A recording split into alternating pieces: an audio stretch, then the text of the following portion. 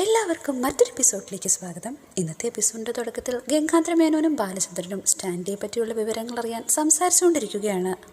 ബാലചന്ദ്രൻ ഗംഗേട്ടനോട് അയാളുടെ പേരും അഡ്രസ്സും കൃത്യമായി പറഞ്ഞു തരാനായിട്ട് ആവശ്യപ്പെടുകയാണ്. എന്നാൽ അതിന് മടിച്ചു നിൽക്കുന്ന ഗംഗേട്ടൻ അതൊക്കെ കിട്ടിയിട്ട് നിനക്ക് എന്ത് ചെയ്യാനാണെന്നുള്ള ചോദ്യം ചോദിക്കുമ്പോൾ ബാലചന്ദ്രൻ മറുപടിയായി അയാൾ ഫ്രീ ആണെങ്കിൽ വൈജയെ അയാൾക്ക് കെട്ടിച്ചു കൊടുക്കാനാണ്.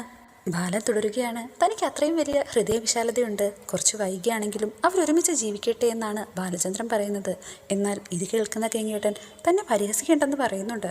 എന്നാൽ ഗംഗേട്ടൻ എത്ര ചോദിച്ചിട്ടും അഡ്രസ്സ് തരില്ലെന്ന് ഉറപ്പാവുമ്പോൾ ബാലചന്ദ്രൻ മറ്റൊന്ന് പറയുന്നുണ്ട്. ഏട്ടൻ തരുന്നില്ലെങ്കിൽ വേണ്ട, ഞാൻ വൈജയോട് നേരിട്ട് വിളിച്ച് ചോദിച്ചോളാം. അത് കേട്ടപാടെ വേണ്ട, എന്തായാലും നീ ഇവിടെ വരെ കാർ ഓടിച്ചു വന്നതല്ലേ, ഞാൻ തന്നെ നിനക്ക് അഡ്രസ്സ് തരാം. അങ്ങനെ അല്പമൊന്നും അടിച്ചാണെങ്കിലും ഗംഗേട്ടൻ ബാലചന്ദ്രന് പേരും അഡ്രസ്സും പറഞ്ഞു കൊടുക്കുന്നു. അയാളുടെ പേര് സ്റ്റാൻലി ജോസഫ്, വീട്ടുപേര് കൊട്ടാരമറ്റത്തിൽ, വീട് പുനലൂർ. ഇത് കേട്ടപാടെ ബാലൻ മറ്റൊന്ന് ചോദിക്കുന്നുണ്ട്. അയാൾ ഇപ്പോൾ എവിടെയാണ് താമസം? തനിക്ക് അത് കൃത്യമായി അറിയില്ല. കേണലായിട്ടാണ് റിട്ടയർ ചെയ്തതെന്ന് ഗംഗേട്ടൻ പറയുന്നുണ്ട്. അഡ്രസ്സ് മുഴുവനായി പറഞ്ഞ ശേഷം ഗംഗേട്ടനൊന്ന് ചോദിക്കുന്നുണ്ട്. നിന്റെ ശരിക്കുള്ള ഉദ്ദേശം എന്താണ്? മറുപടിയെ ബാലചന്ദ്രൻ, ഏട്ടനറിയായിരിക്കുമല്ലോ അലീന വീട്ടിൽ നിന്ന് മാറി നിൽക്കുന്ന കാര്യം. അങ്ങനെ അവൾ മാറുകയാണെങ്കിൽ അയാളെ തന്നെ തിരിച്ചേൽപ്പിക്കാനാണ്. ഇത് കേട്ടപാടെ ഗംഗേട്ടൻ മറ്റൊന്ന് ചോദിക്കുന്നുണ്ട്. അത് ചിലപ്പോൾ സ്റ്റാൻഡിക്ക് കുടുംബവും മറ്റും ഉണ്ടെങ്കിൽ അവിടെയും പ്രശ്നമാകില്ലേ? ഇത് കേട്ടപാടെ ബാലചന്ദ്രൻ സ്വന്തം പെങ്ങളുടെ കുടുംബം നശിപ്പിച്ചവനെ ഇത്രയ്ക്ക് സംരക്ഷിക്കുന്ന എന്തിനാണ്? എന്തായാലും നിങ്ങളുടെ സ്വഭാവം കൊള്ളാമെന്ന് പറഞ്ഞ് ഗംഗേട്ടനോട് കയർക്കുകയാണ്. എന്നാൽ ഇത് കേട്ടപാടെ ഗംഗേട്ടൻ, ഞാൻ അങ്ങനെ ഉദ്ദേശിച്ച് പറഞ്ഞതല്ല. ഏട്ടൻ എന്തൊക്കെ പറഞ്ഞാലും ഞാൻ ചെയ്യാൻ പോകുന്നതിൽ നിന്ന് യാതൊരു മാറ്റവുമില്ലെന്ന് ബാലചന്ദ്രൻ ഉറച്ചു പറയുന്നു. ബാലചന്ദ്രൻ തീരുമാനത്തിൽ നിന്ന് മാറില്ലെന്നുറപ്പായപ്പോൾ ഗംഗേട്ടൻ എന്ത് വേണമെങ്കിലും ചെയ്തു കൊള്ളാനായിട്ടുള്ള അനുവാദം കൊടുക്കുന്നു. ഇതേ സമയം രേവതിക്കുട്ടിയും രോഹിത്തും ഹോട്ടലിൽ നിന്ന് ഭക്ഷണം കഴിച്ച ശേഷം കാറിൻ്റെ അടുത്തേക്ക് പുറത്തിറങ്ങി വരികയാണ്. വീട്ടിലേക്ക് മടങ്ങാനായി കാറിനടുത്ത് എത്തിയ ശേഷം അലീനയും ബബിതയും കാണാത്തതുകൊണ്ട് കൃഷ്ണമോളെ അവരെ വിളിച്ചുകൊണ്ട് വരാനായിട്ട് പറഞ്ഞു വിടുകയാണ്. ഈ സമയം തന്നെ രേവതിക്കുട്ടിയുടെ ഫോണിലേക്ക് ഗ്രീസമ്മ ആൻറ്റി കോൾ ചെയ്യുന്നുണ്ട്. നിങ്ങൾ ഇത്ര നേരമായിട്ടും എന്താ ഇതുവരെയും തിരിച്ചു വരാത്തത്?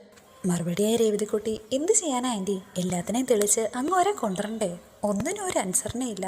ഈ കുട്ടികളുടെ കാര്യമെല്ലാം ഞാൻ തന്നെ നോക്കണ്ടേ എന്നാണ് രേവതിക്കുട്ടി ഗ്രീസമ്മ ആൻറ്റിയോട് ചോദിക്കുന്നത്. കുട്ടികളോ? നീ ആരെപ്പറ്റിയായി പറയുന്നതെന്ന് ആൻറ്റി തിരിച്ചു ചോദിക്കുമ്പോൾ അത് അലീന, കൃഷ്ണ, ബബിത, പിന്നെ ഒരു ഡ്രൈവർ.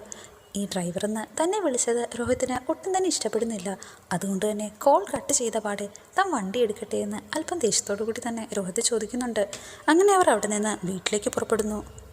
പിറ്റേന്ന് സ്റ്റാൻലിയെ കാണാനായി രാവിലെ തന്നെ എഴുന്നേറ്റ് റെഡിയായിരിക്കുകയാണ് ബാലചന്ദ്രൻ. അയാൾ കൂടെ ഉണ്ടായിരുന്ന ആളിനെയും കൂടി വിളിച്ചുണർത്തുന്നുണ്ട്. അങ്ങനെ അവർ രണ്ടുപേരും യാത്രയ്ക്ക് തയ്യാറാകുന്നു.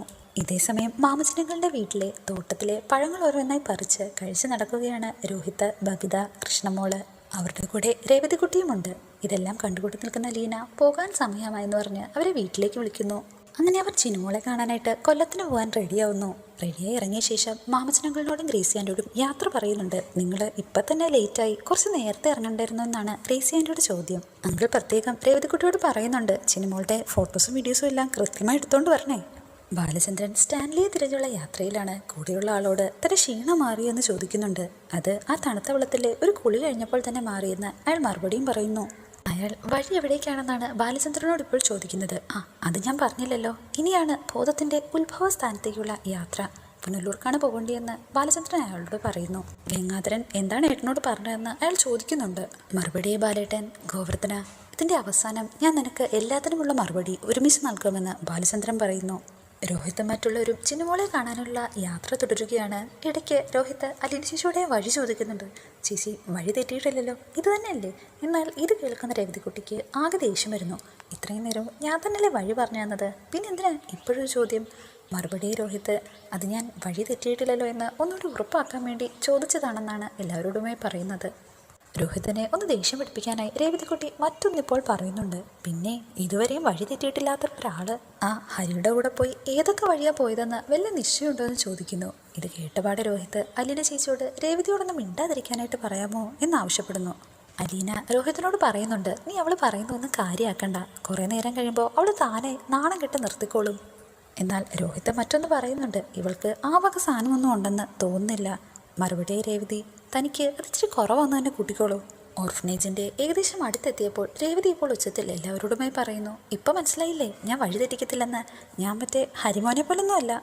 രോഹിത്തിനെ ഇങ്ങനെ വിഷമിപ്പിക്കരുതെന്ന് പറഞ്ഞ് അലീന രേവതിക്കുട്ടിയോട് നിർത്താൻ ആവശ്യപ്പെടുന്നു. രോഹിതിൻ്റെ ബോഡി ഗാർഡ് വന്നല്ലോ എന്ന് പറഞ്ഞ് രേവതി തൻ്റെ സംസാരം നിർത്തുന്നു. ഇതെല്ലാം കേട്ടുകൊണ്ടിരിക്കുന്ന ബബിതയും കൃഷ്ണയും മറ്റൊന്നിപ്പോൾ പറയുന്നുണ്ട്. എന്നാലും രോഹിത് ആദ്യമായിട്ടായിരിക്കും ഇങ്ങനൊരാളുടെ വാക്കിന് മുമ്പിൽ തോറ്റിരിക്കുന്നത്. അങ്ങനെ അവർ ത്യാഗഭവനത്തിൽ എത്തിച്ചേരുന്നു.